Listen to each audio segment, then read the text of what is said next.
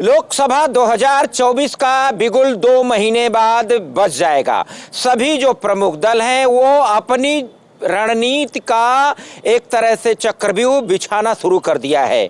जिस प्रकार से सत्तारूढ़ दल भाजपा पूरे देश में अभियान शुरू कर दिया है और एक रणनीति बन रही है कि उनके जो सांसद हैं, विधायक हैं, वे अब गांवों में जाकर के वहां अपनी जो सरकार की योजनाएं हैं लोगों को बताएंगे। एक प्रकार से कह सकते हैं कि वहीं पर रहेंगे, लोगों के लिए जो सरकार की योजनाएं हैं उनको बताएंगे और उसका प्रचार प्रसार करेंगे। दूसरी तरफ जो विपक्षी गठबंधन, खासकर कांग्रेस पार्टी, वो भी जो उसके अन्य दल हैं, जो इंडिया गठबंधन है, उसके सहयोगी दल हैं, अपनी अपनी बातें बता रहे हैं।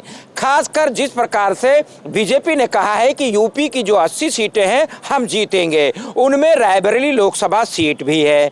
दरअसल रायबरेली लोकसभा सीट से वर्तमान में अभी कांग्रेस की सबसे सीनियर लीडर सोनिया गांधी सांसद हैं। 2004 से अभी तक वे सांसद हैं और यह बात आ रही है कि 2024 में एक बार फिर से गांधी परिवार या सोनिया गांधी चुनाव मैदान में उतर सकती हैं, क्योंकि जिस प्रकार से जो उत्तर प्रदेश में एक खास दल है समाजवादी पार्टी, और समाजवादी पार्टी और जो कांग्रेस है उनके बीच जो सीटों के बंटवारे का मामला है वो लगभग फाइनल हो चुका है। वो सोशल मीडिया में तैर रहा है दोनों तरफ से, यानी कांग्रेस की तरफ से और समाजवादी पार्टी की ओर से। तो यह माना जा रहा है कि रायबरेली में जो कांग्रेस का उम्मीदवार है, अगर गांधी परिवार से आ रहा है, तो उसके लिए समाजवादी पार्टी रायबरेली सीट को लेकर के अपना प्रत्याशी नहीं खड़ा करेगी, कांग्रेस को समर्थन देगी। अब यह बड़ा एक सवाल समाजवादी पार्टी रायबरेली के लिए है कि हमेशा कई सालों से वो कांग्रेस का जो उम्मीदवार है उसको समर्थन देता रहा है। तो जिस प्रकार से अभी 2-3 दिनों में बातें निकल रही हैं दोनों पार्टियों को लेकर के, उसमें कांग्रेस जो जिले स्तर का जो पार्टी संगठन है वो तो गदगद है, क्योंकि समाजवादी पार्टी हमेशा की तरह गांधी परिवार के लिए ये सीट छोड़ेगा।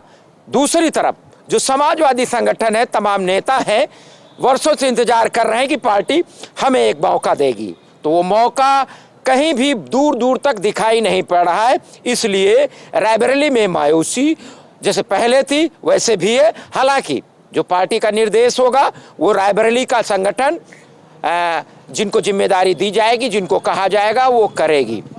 लेकिन फिर वही सवाल एक बार फिर आ गया कि जो सत्तारूढ़ दल है भारतीय जनता पार्टी, उसने जो दावा किया था कि हम 80 सीटें जीतेंगे, उसमें रायबरेली सीट है, तो रायबरेली सीट को कैसे अपने पाले में लाना है, रायबरेली में कमल खिलाना है, उसकी रणनीति इतनी तेजी से बिल्कुल बन रही है, यूँ कहें कि बिछा दी गई है, तय कर ली गई है।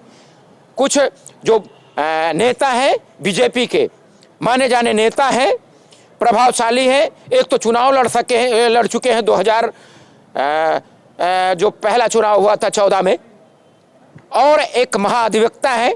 उसके अलावा 2019 में वर्तमान में जो राज्य मंत्री है वे लड़े, उनको भी कई हजार वोटें मिली, यूँ कहें कि 3.5 लाख वोटें मिली। सोनिया गांधी के मुकाबले में पहली बार बीजेपी को इतनी वोट मिली थी, खासकर लोकसभा में। लेकिन ये वही रायबरेली है, यहाँ से 2 बार बीजेपी के प्रत्याशी जीते और सांसद भी रहे। तो बीजेपी को यह बिल्कुल अंदर से लग रहा है, जो लोगों के बीच जा रहे हैं, जितना काम किया है, उनको भरोसा है कि इस बार 2024 में यह जो कांग्रेस मानती थी कि हमारा गढ़ है, उसका गढ़ बिल्कुल दरकने की बीजेपी को उम्मीद है। अगर यह किला ढह गया कांग्रेस का, तो बीजेपी जो दावा कर रही कि उत्तर प्रदेश में हम 80 में से 80 लोकसभा सीटें जीतेंगे, तो उसकी बात भविष्य में सही निकल सकती है। लेकिन ये चुनाव है, जनता किसको वोट देती है वो जब परिणाम आता है